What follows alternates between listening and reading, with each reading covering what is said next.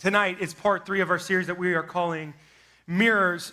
And to start it, I want to tell you a story of one of the more awkward moments that I've ever experienced on a date. Has anyone ever been on a date and it was just like really awkward, or something really awkward happened and you're like, this is just not going to work out? When I was in college, I went on a date with a girl. I really didn't know her that well. That was kind of like this first date. It was like, let's get to know each other, whatever. And I was driving an old Toyota Tacoma. It was a stick shift. It didn't have aux cord, so all my music was CDs. And we're driving, and she asked me what kind of music I like. And so I was like, well, I have some CDs right there. She picked one. She put it in. I think it was a Keith Urban CD. And as we're driving down the freeway, the moment a song comes on that I love, I'm the type of person that just starts belting that song, right? Any people that it's like, it doesn't matter the situation, if your song comes on, you're going to start singing it. Okay, that was me. And so I've never been on a date with this girl. I'm driving, and I'm singing Keith Urban at the top of my lungs. And she turned down the music, and she literally asked me to stop singing. I promise you, she literally goes, how about we just let him do the singing? Like, it wasn't like one of those, like the funny, playful jokes, like, who sings this song? Let's keep it that way. It wasn't like that. It was like a legitimate, please stop singing. I know I'm a bad singer, right? I wasn't singing to try to impress her. I was just singing because I like to sing. Can I be honest with you? The moment that she asked me to stop singing, I was like, I'm not going to marry this girl. This is not going to work out. We still went on the date, but I think that was the only date we had, and I'm thankful for that. Now, if I'm being honest, after that date, there was a moment that I kind of started to question my weird self. Like, if you know me, you know that I'm a little weird. Right? Like, I'm happy to be weird. I'm kind of awkward. If you ever have a conversation with me, like, it's going to be awkward. I'm just going to go ahead and tell you that. I'm awkward. I'm pretty sarcastic. Some people don't even understand my sarcasm, and so that gets awkward too. And I don't take everything super seriously. And I've always been fine with that. But I remember after this date, obviously didn't want to date her anymore, but I was like, I wonder if I need to stop being so goofy. Otherwise, am I ever going to find a wife? Like, I genuinely had kind of that one moment. I'll go ahead and tell you this. I'm very thankful I didn't change because, one, my wife loves that I'm very goofy and weird and that I belt out my favorite songs in the car even though I'm a terrible singer. And I got to be honest, she's just as goofy as me, if not even more so. And so I'm very thankful that I didn't change. But I don't know if you ever had a moment like that where you kind of start to question who you are. You kind of start to question, I've always enjoyed being this type of person, but should I change? And you kind of start to question and you get a little bit self-conscious about your personality and how you talk and how it's like, even, I don't think that I have that strong of a country accent, but there have been moments where it's like, should I change the way that I talk? People make fun of me for saying window instead of window. It's like, should I change that? We have these moments where you get a little self-conscious about who you are. Am I alone in that, or has anyone ever had a moment where you get a little self-conscious? Okay, cool. Thank you for not leaving me hanging out to dry right there. Tonight, what I want to talk about is this, though, is I want to talk about how to be confident in who you are. How to be confident in the person that God has made you to be, including those weird quirks that make you very unique from other people that some people are going to make fun of, you're going to maybe doubt from time to time.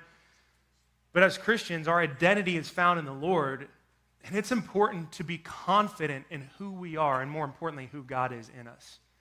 In this series that we're calling Mirrors, we're talking about identity.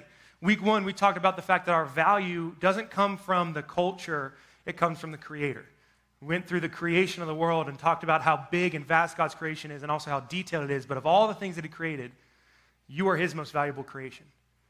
Last week, we talked a little about living for an audience of one, that everything we do is for Him. Tonight, we're going to talk about how to be confident in who He has called us to be. In order to do that, I want to tell one of my favorite stories from the Bible. You've probably heard part of this story. Some of you may have heard this entire story, but even if you heard this story a million times, I'm going to ask you for a favor. Don't tune me out. Don't be like, I've heard this story before, I'm not going to listen to it again. Because there's a really important detail that I'm going to share with this story. I'm going to talk a little bit about King David. Some of you don't know him as King David. Some of you know him as David from the story of David and Goliath. Has anyone ever heard of David and Goliath before? Okay, most of us probably. The story of King David starts like this. The nation of Israel, they had a king named Saul. Saul was the first king of Israel. Before Saul, they didn't have a king. They were just a nation that followed God. They asked for a king. Saul became king, and he was terrible. Saul was not a good king. And so they started praying for a new king, specifically this guy named Samuel. He was a prophet. He was a prophet of God, and he's praying, God, send us a king, a new king, a better king than Saul, one who's going to lead your people well. So he's praying and praying and praying. Give us a better king. Give us a better king.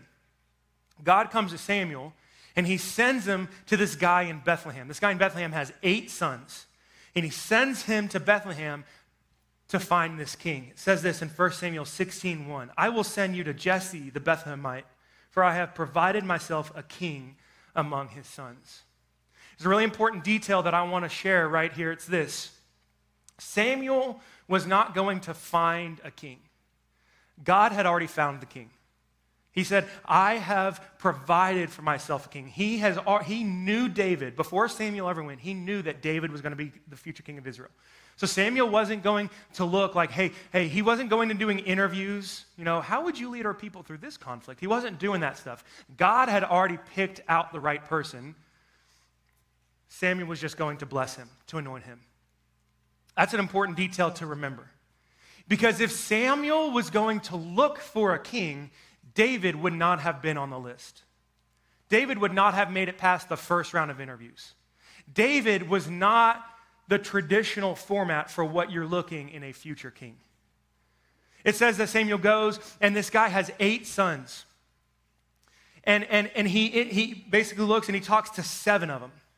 But God warned Samuel, don't look on his stature, don't look at his height, don't look at the cultural view of what a king is supposed to be. Look at 1 Samuel 16:7. It says, the Lord said to Samuel, do not look at his appearance or on the height of his stature, because I've rejected him. For the Lord sees not as man sees. Man looks on the outward appearance, but the Lord looks on the heart. This is really important. Because God is basically telling Samuel, hey, David is not going to be the traditional type of man that you'd think of when you look for a future king. David is not the oldest brother. In fact, he was the youngest. Traditionally, if you're going to go look for a future king and you go to this man who has 8 sons, you're going to go to the oldest son. He's the one that I want as king. And if the oldest doesn't quite cut it, maybe the second or the third oldest. David was not the oldest. He was the youngest. David wasn't even the biggest. In fact, it says that he was probably one of the smallest.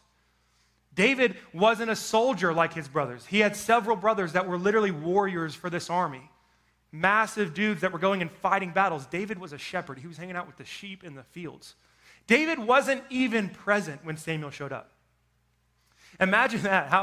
How bad would you feel about yourself if this guy comes to your family, to your dad, and he's like, hey, God told me that one of your kids is going to be the future president of the United States. Can I meet them all? And your dad's like, yeah, let me go get them all. And he gets all your siblings, but he doesn't tell you. David is not there. This guy, Jesse, he gets 7 of his sons. Like, hey, are any of these guys the future king? David was out in the fields with the sheep. Why is that really important? Because sometimes God is looking for something really specific and unique in you. We tend to count ourselves out because we compare ourselves to the cultural standards of what we're supposed to be. And we start to question who we really are. Sometimes I'm just too goofy, and the people around me, they're so serious and focused. And it's it's a good thing to be focused, a good thing to take things seriously, but we question ourselves, our silliness, our goofiness. We question our looks. We question our abilities. We question our talents. The truth is that God was looking for something very specific with David. David ends up coming. Samuel anoints him as future king. So basically tells him, hey, you're going to be the future king of Israel. But he's not going to be the future king for 15 more years. Imagine that. So he's told, hey, guess what? You're going to be the next king of Israel. I'll see you in 15 years. I don't know about you, but for me, and probably for most of us, for the next 15 years, that would be all we'd be thinking about. It would become an obsession. I guarantee you most of us would start overlooking some of our daily tasks as a shepherd. Why am I hanging out here with the sheep when I should be hanging out with the politicians and the important people running the country? I'm going to be their future king. Why am I out here wearing this shepherd's robe and I have a shepherd's staff in my hand when I should be wearing gold linens and I'm sitting on a throne? I should have servants doing this stuff. You start kind of overlooking your daily tasks. Honestly, I think for a lot of us, at least for me, it would probably change my identity. It would change how I acted, how I thought about myself, how I saw myself. But the truth is this: God wasn't looking for David to change who he was. He was looking for David. Israel didn't need another king like Saul. He needed a shepherd. And David was that shepherd. And one of the coolest things that we see about this David character is that he doesn't change who he is. For the next 15 years, even as he becomes a king, you see that his identity remains the same. Yeah, his role changes, his position changes. He goes from being a shepherd to being a servant of the king to being a soldier to being king itself, but he remains the same. So many of us would look at this promise of, hey, you're going to be future king, and it would change us. It doesn't change David. In fact, from the very start, we see that David remains true to who God has called him to be, a shepherd. The first thing is this: we see him face Goliath. If you don't know the story, how the story goes, the Israelite nation was at war with this other nation, the Philistines. And they had this champion, Goliath, and he was massive. He was a huge soldier, but he wasn't just like, you know how there's really tall, lanky, like awkward guys that are like, they're huge, but they're really unathletic because they're so big?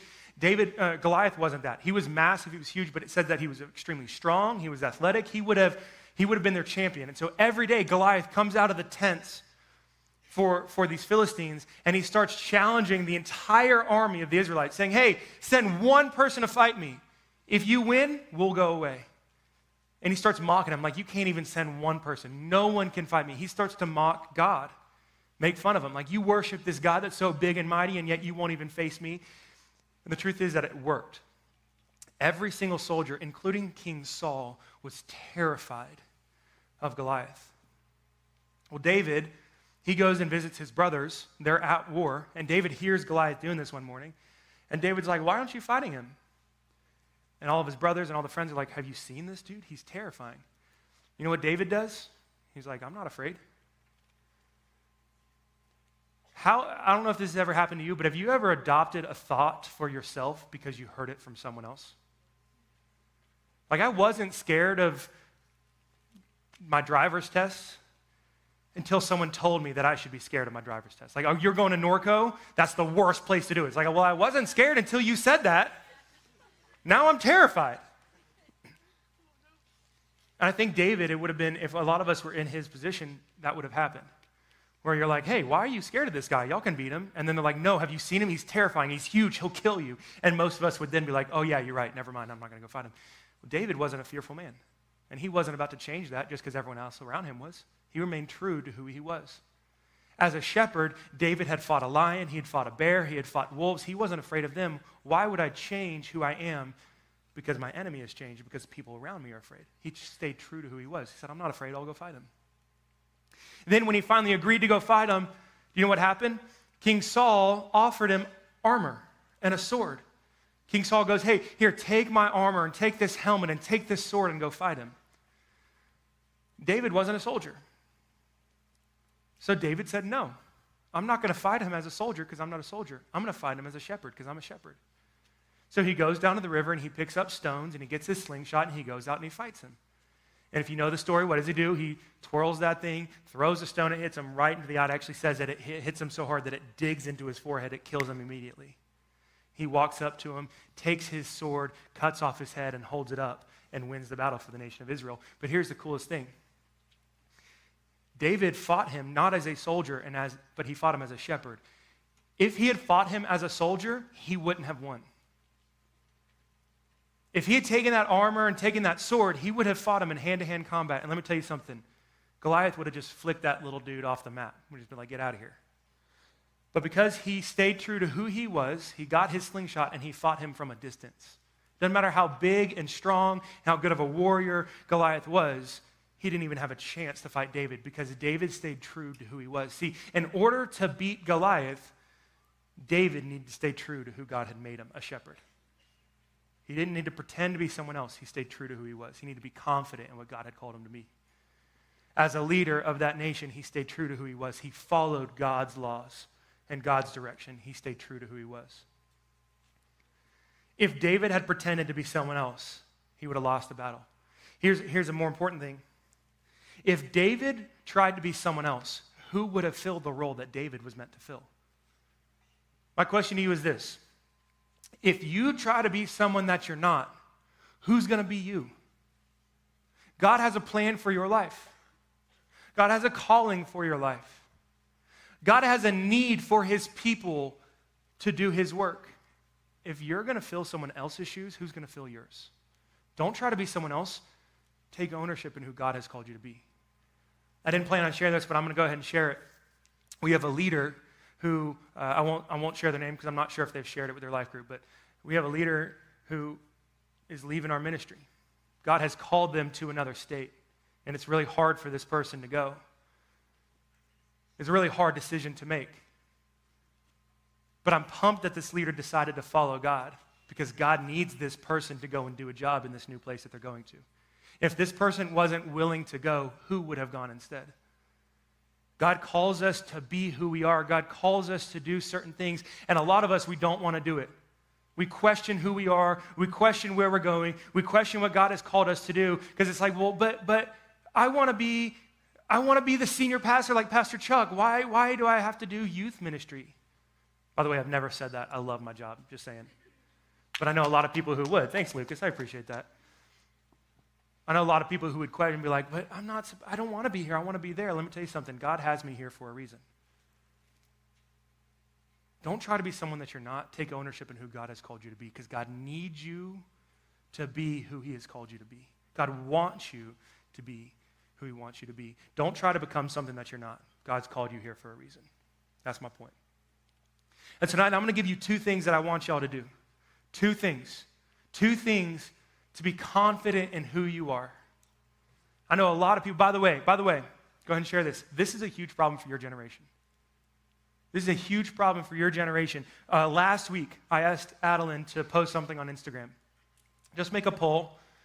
Just ask our students, what might be a barrier that prevents you from sharing your faith with a non-believer? What's something that holds you back from sharing your faith with a non-believer? Can I tell you that almost every single result was about confidence? Almost every single result. It wasn't, I don't know what to say. Maybe one or two of those. It wasn't like, well, I don't know any non-believers. Almost all of the answers were about confidence. I don't want to be judged. I don't want to be rejected.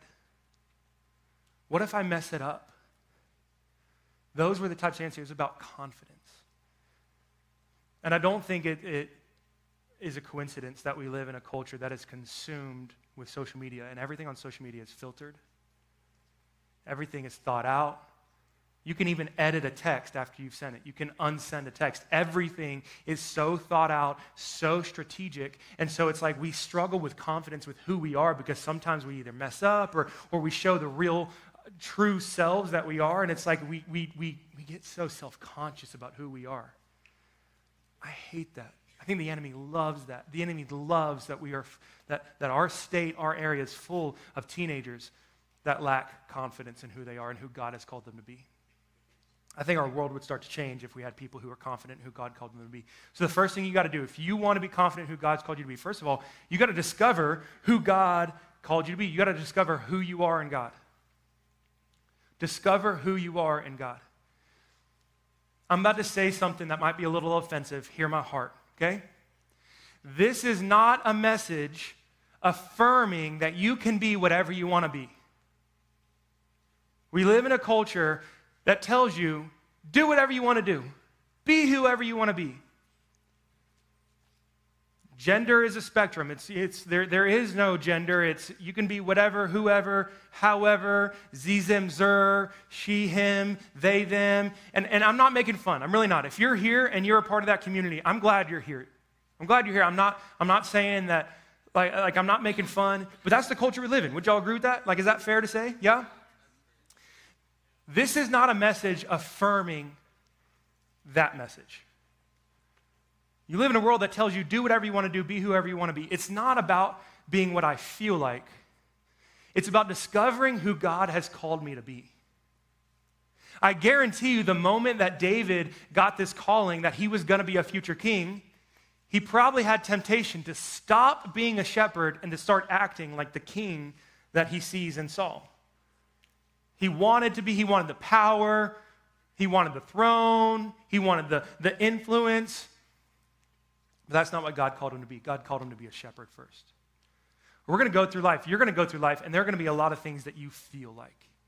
It might be in the gender and sexuality spectrum. It might be just a confidence thing. I don't know. It might be a sin thing. It might be a desire thing. Don't focus on who you feel like. Focus on who God has called you to be. You need to discover who you are in God. That's where your value comes from. That's where your identity comes from. If you don't believe me, go back and watch the first 2 parts of this series. Discover who you are in God. And I'm going to go ahead and tell you how to do that. You ready? You got to spend time with Jesus. I'm telling you, I wish that I could open up to a verse and it would just show you, this is who you are. But the truth is, your identity is found in God, and it is unique to you. You look at how Paul describes the importance of the church in the New Testament. He describes it as how the church, the Big C church, is made up of individual people, each with unique gifts, talents, abilities, interests. Praise God that I don't fit in like everyone else does, because God has called me to be unique. He's called you to be unique, and you to be unique, and you to be unique. Discover who God has called you to be. Discover who you are in God. Not who you are in the world, not who you are in your desires, not who you are in sin, who you are in God. And the more that you pursue God, the more you're going to discover that. The more that you come to church, the more that you serve in church, the more that you read your Bible, the more that you pray and talk to Him, the more that you're going to discover, God, this is who you have called me to be. Can I tell you something? I am very optimistic, to a fault sometimes. I've even been made fun of for it. And I've questioned if I should be less optimistic from time to time. Well, I'll be in the worst circumstance and everyone around me has given up. And I'll be like, God's got it. God's got it. I believe it's going to work out. It's going to be okay. I'm going to have fun no matter what. And I've had people be like, hey, you know, like it's okay to not believe that it's going to work out. And I'm like, oh yeah, I guess maybe it won't work out. No. God has called me to be that optimist. My family needs it. I need it. My church needs it. Sometimes, if I'm being honest, you guys need it. I've sat with people who are heartbroken and who have given up on life. I've sat with several of you where you've gone through something so tough that you're literally like, well, life is miserable, it's pointless, I don't want to do it anymore. And it's required me and my optimistic self to be like, hey, it's going to be okay. It's going to be okay. That's what God's called me to be. And guess what? I've discovered that the more that I've pursued Him. The more that I've fallen in love with Him, the more that I've come to church, the more that I've read my Bible, the more that I've relied on Him for every part of my life, the more I've discovered, oh God, this is who you've called me to be. If you want to be confident in who you are, you've got to discover who you are in God. And in order to do that, you've got to fall more in love with Him. So, first step, discover who you are in God by pursuing Him. Ephesians 2:10 says, we are His workmanship, created in Christ Jesus for good works, which God prepared beforehand so that we should walk in them. God created you, and He had a plan for you. Discover what His plan for you is. I'm not saying discover your career. That's okay. One day you're going to discover what your career is, but that's not what I'm talking about. I'm talking about discovering who you are. Discover who you are in God. And then here's the second part. You ready? Now you got to own it. Own it. Own who you are. One of my best friends, Adeline Beltran, she's not here tonight. She's on a Disney cruise with her family, which is awesome. I know. She's suffering for the Lord in the Bahamas on a Disney cruise. I love Adeline. She's a great friend of mine. She's weird. And I don't mind saying this to y'all because I've said it to her face. I make fun of her all the time for it, but it's like in a loving way. She is an old lady in a young person's body. Like she thrifts all over clothes, and she like her hobby, she like knits. She hosts these like dinner parties for her friends. They're all like themed, and it's like out of the Roaring 20s, and it's like, it's weird to me, but it's who she is, and I love it. And the best part about it is she owns it. She's unapologetic about it. She goes, this is who I am. This is what I'm passionate about, and I'm okay with that. John Allen dresses weird. No offense. He's one of my best friends. He wears all black. He wears bowling shoes. He's got these new red glasses. And it's like culturally weird. But it's who he is, and I love it. And I think we've come to love it. But the best part about it is that he owns it. He's not apologetic about it. It's not a show for others. He wears it because he loves it. He owns who he is. I'm not a traditional Southern California youth pastor. I'm not trendy. I'm not fashionable. I wear tennis shoes, jeans, and a t-shirt. Like, that's what I do. That's who I am, and I'm proud of it. You want to be confident in who you are in God, discover who you are, and then own it. Be okay with it. By the way, I'm not telling you to be prideful or arrogant. I'm telling you to be confident. There's a difference. In order to truly be confident, you also need to be humble. Humility is a rare gift, but it is so important. Humility is this: I'm confident in who I am, but I'm open to advice. I'm not going to change who I am. I'm not going to stop being optimistic. I'm not going to stop being silly. I'm not going to stop being goofy. I'm not going to stop being faithful. But I'll hear leadership, and I'll hear where I need to grow, where I need to mature. I'm sure David went through a season where he needed to mature. He needed to grow. He needed to become more wise. He needed to become gifted in certain areas, but he never changed who he was because he had discovered who he was in God, and he owned it. Tonight, here's my question to you. Who are you in God's eyes? Not who do you want to be on earth. Who are you in God's eyes? And the second part is, how do I own it? How do I find confidence in it? Galatians 1:10 says, I'm not seeking the approval of man or of God. He's asking this question, am I seeking approval of man or of God? Am I trying to please man? If I were still trying to please man, I would not be a servant of Christ. Let me ask you this. Whose approval are you living for? There are so many times you're going to question who you are because you're looking for the approval of others.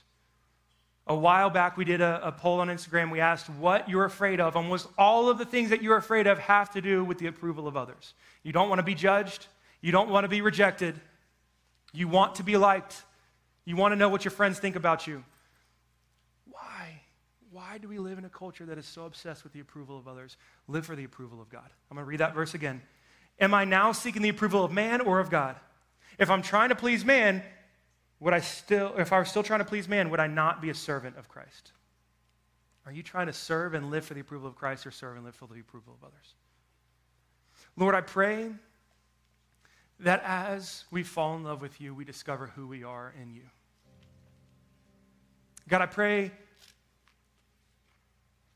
that as we read your word, as we talk to you, as we serve in the church like we're called to serve, as we pursue you, God, help us to discover who you've called us to be. You anointed and you chose David, even though he was the youngest and he was the smallest and he wasn't the soldier and he wasn't the typical king. You chose him for a reason. God, show us what you've chosen us to be. Show us the giftings, the passions. Show us who we are in you. Help us to discover it. Lord, I pray for every young man and woman in this room to discover who they are in you, to find their identity in you, not in the approval of others, but in you. And Lord, I pray that you help us to find confidence in who we are in you, and more importantly, who you are in us. Help us to stop living for the approval of man. Help us to live for you. God, we don't want anyone else's approval. We just want yours. God, I pray against pride. I pray against arrogance, but I pray for confidence. And Lord, I pray that there are times that people even question our faith.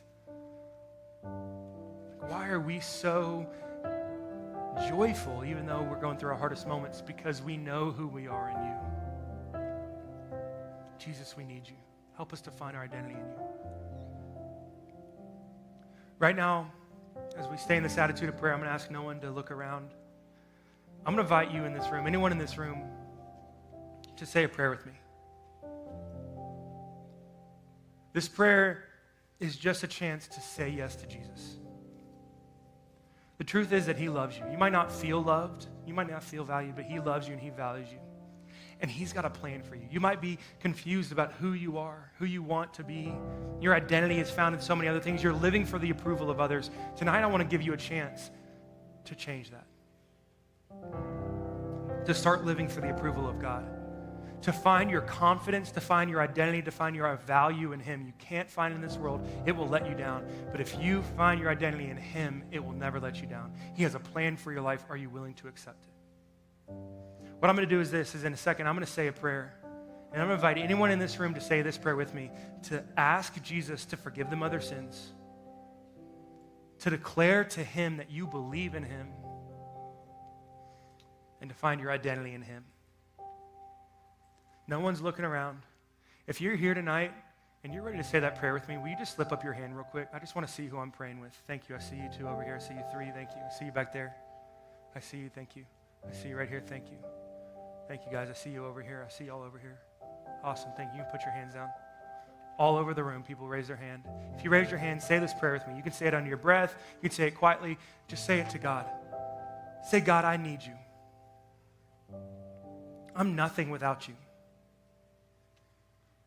Help me to find my value and my identity in you. Help me to stop living for the approval of man. I want to live for you. Help me to discover my identity in you. And help me to own it. Give me confidence. God, I ask that you forgive me of my sins. I ask that you heal me of my hurt. I ask that you give me a new life. Because right now, God, I say yes to you. If you say nothing else, just say that. I say yes